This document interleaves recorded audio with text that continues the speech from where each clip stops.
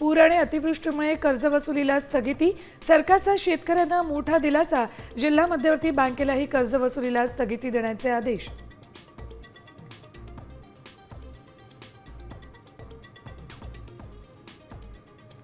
शिंदे गटाबाबत भाजपच्या सबुरीच्या सूचना, मुंबई महापालिका निवडणुकीत ठाकरेंच्या पराभवासाठी सावधगिरी.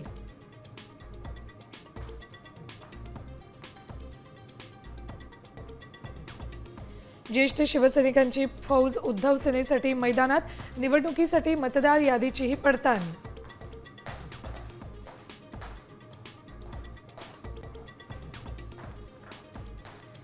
महापालिकांच्या मतदार यादीचा सुधारित कार्यक्रम जाहीर, हरकतींसाठी 3 डिसेंबरपर्यंत मुदत, अंतिम यादी 10 डिसेंबरला होणार प्रसिद्ध.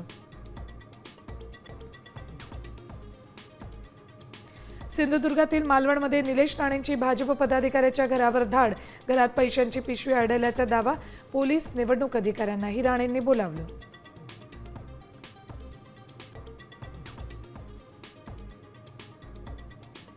निवडणूक काळातील साडी वाटपाची चौकशी करा, राज्य निवडणूक आयोगाच्या जिल्हाधिकाऱ्यांना सूचना.